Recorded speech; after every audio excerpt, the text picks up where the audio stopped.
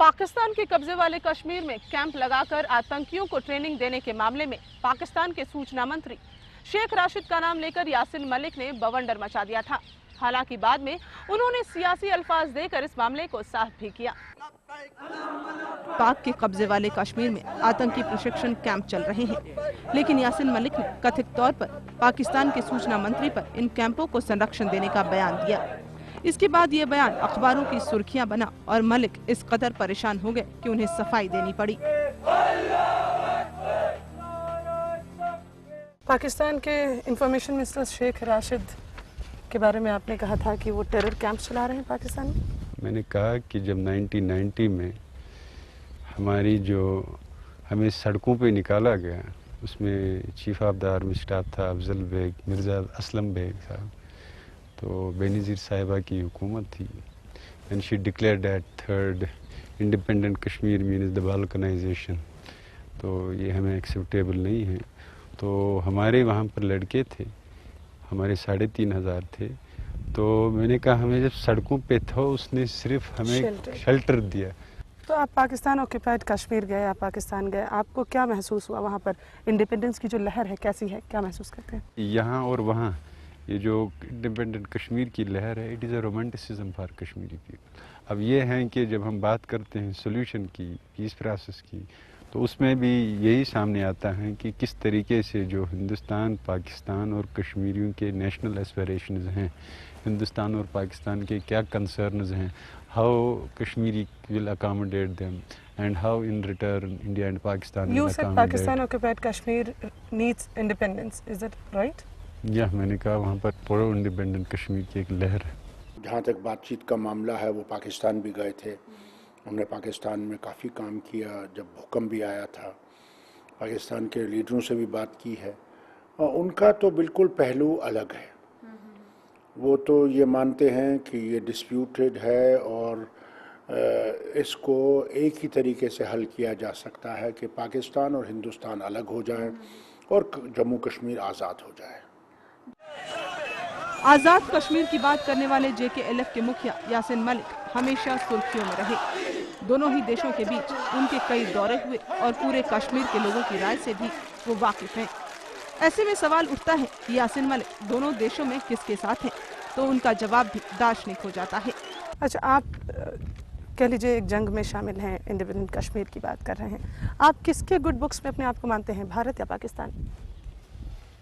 मैं जहाँ तक स्टेट क्राफ्ट का ताल्लुक है, neither I am in the good books of India nor I am in the good books of Pakistan. जहाँ तक लोगों का ताल्लुक है, both in India and Pakistan I have a bigger constituency, but as far as the state crafts are concern, they do not like me. खूबसूरत वादियों में अमन बहाली के साथ ही आजादी के लिए मोर्चा बंदी करने वाले JKLF के लिए हालत इतने सहज नहीं है। कश्मीर से कैसे जाएगी दहशत और कौन होगा जमहूरियत का रहनुमा, इस मामले पर JKLF भी कभी खुलकर सामने नहीं आया। चुनाव का बहिष्कार करने वाले इस संगठन को आखिर जनादेश से परहेज क्यों है? शांति समझौते के हिमायती नेता आखिर दहशतगर्दों के खिलाफ आवाज क्यों नहीं उठाते? यासिन मलिक की नजरों में भी ये मामला पेचीदा है। घाटी में यूं तो 5 दशक से अमन चैन का खून होता रहा है, लेकिन जब चुनाव आते हैं तो आवाम को मतदान के अधिकार से भी महरूम रखने की कोशिश होती है। JKLF भी हर बार चुनाव के विरोध में फरमान जारी करता है। आप कश्मीरी लीडरशिप की बात करते हैं, then why Kashmiri leadership is not going for parliamentary elections? Why is it shy to go for it? देखिए, मामला है कि कश्मीर के मसले को हल ढूंढने के लिए यहाँ 47 से लेकर अब तक कितने इलेक्शन हुए, क्या वो इलेक्शन मददगार साबित हो सके कश्मीर के मसले को?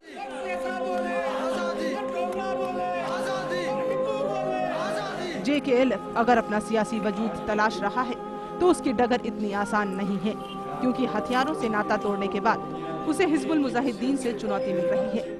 कहीं ऐसा तो नहीं कि एक्सट्रीम पार्टीज जो है, जैसे हिजबुल मुजाहिदीन ले लें, उससे JKLF कहीं पिछड़ सा रहा है, बैकड्रॉप में जा रहा है? मैंने हर जगह कहा कि अगर हम पीस प्रोसेस को आगे ले जाना चाहते हैं, जिस पीस प्रोसेस में लोगों का एतमाद बढ़ाना चाहते हैं, ये पीस प्रोसेस वायलेंस फ्री रहे, तो उसमें जो असकल मिलिटेंट लीडरशिप हैं उनका रोल नहायत ही ज़रूरी है। उसमें मैं आइडियालजी के नाम पे नहीं कि कहीं ज़्यादा उनको ज़्यादा एज मिले या मुझे कम या मुझे ज़्यादा है उनका एज। क्या है सफ़र आज़ादी?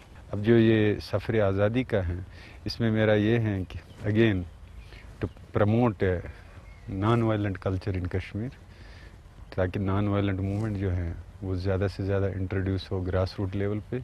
और दूसरा ये है कि to show a physically support for this peace process, dialogue process, and कि कश्मीरी लोगों की ये डिमांड कि हमें उस वहाँ पर शामिल करो जहाँ पर कश्मीरियों के जो हैं फैसले लिए जाते हैं।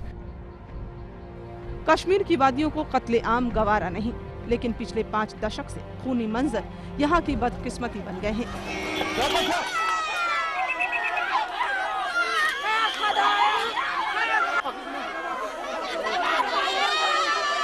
आखिरकार कश्मीर में आतंकवाद के पैर कैसे उखाड़े जाएं, इसके लिए यासीन मलिक बातचीत को ही हथियार मानते हैं।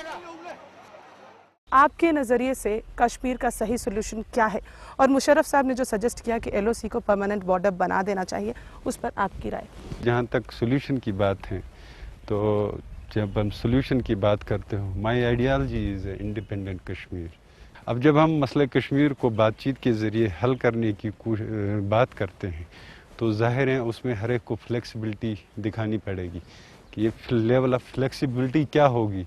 वो मुझे लगता है उसके लिए टेबल इज़ द बेस्ट वो प्लेस। घाटी में शांति समझौते की कोशिशें और मुद्दे तो सम्मेलन में भी तय हो सकते हैं और मतभेद भी तभी जाहिर हो सकेंगे जब बातचीत शुरू होगी। JKLF मुखिया यासीन मलिक 25 मई तक शायद अपने इरादों में कुछ फेरबदल करें, और ऐसा हुआ तो बेशक ये उम्मीदों भरी राह होगी।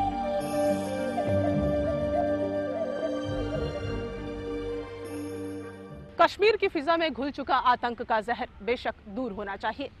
JKLF का आजादी का संघर्ष अपनी जगह है, लेकिन आवाम के चैन और सुकून से बढ़कर कुछ भी नहीं। इसलिए जरूरी है कि कश्मीर की वादियों को पहले उसका सुकून वापस लौटाया जाए और फिर ये तय हो कि जनता की बेहतरी कैसे होगी। इसके लिए सारे संगठनों को एकजुट होकर अपनी जिम्मेदारी निभानी होगी।